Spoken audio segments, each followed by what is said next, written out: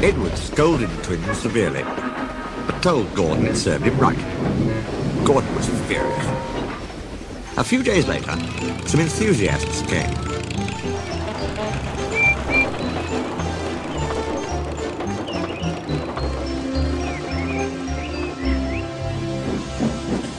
On their last afternoon, they went to the China Clay Works. Edward found it hard to start the heavy train.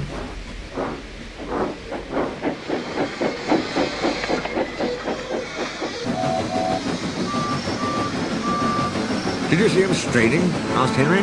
"Positively painful," remarked James. "Just pathetic," grunted Gordon. "He should give up, be preserved before it's too late." "Shut up," burst out Duck. "You're all jealous. Edward's better than any of you." "You're right, Duck," said Boko. "Edward's old, but he'll surprise us all."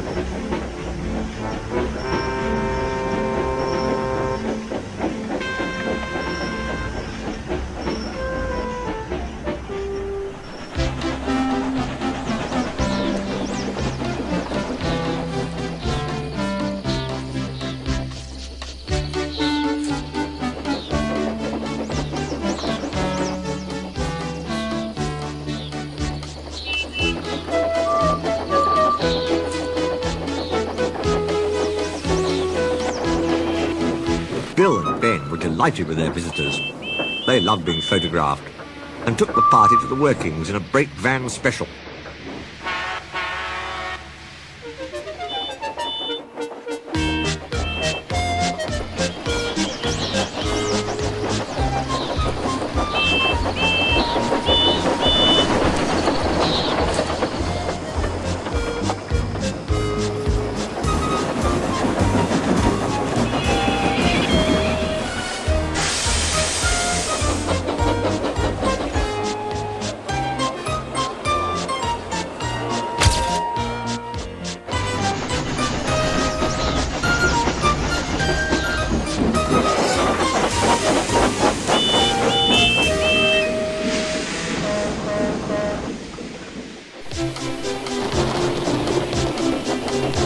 On the way home, however, the weather changed.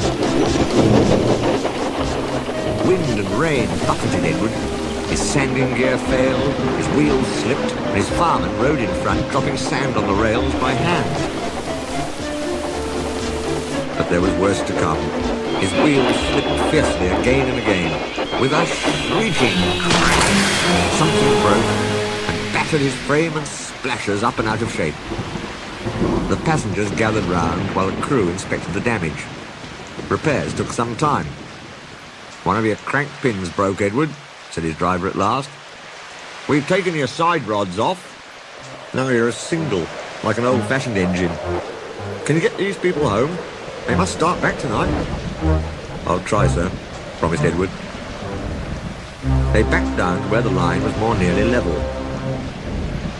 Edward huffed and pulled his hardest, but his wheels kept slipping and he just could not start the heavy train.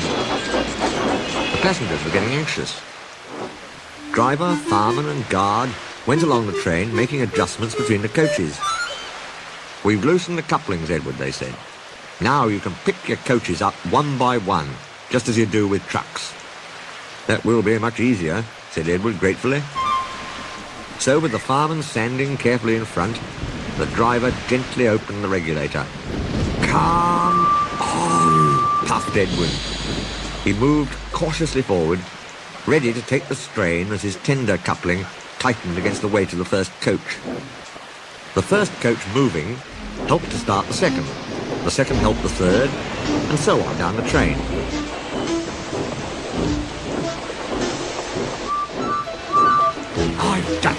I've done it, puffed Edward. "Steady, boy," warned his driver. "Well done, boy. You've got 'em, you've got 'em." And he listened happily to Edward's steady beat as he forged slowly but surely up the hill. The passengers were thrilled. Most had their heads out of the windows. They waved and shouted, cheering Edward on. Then, battered, weary but unbeaten, Edward steamed in. Henry, with the special train, waited anxiously too.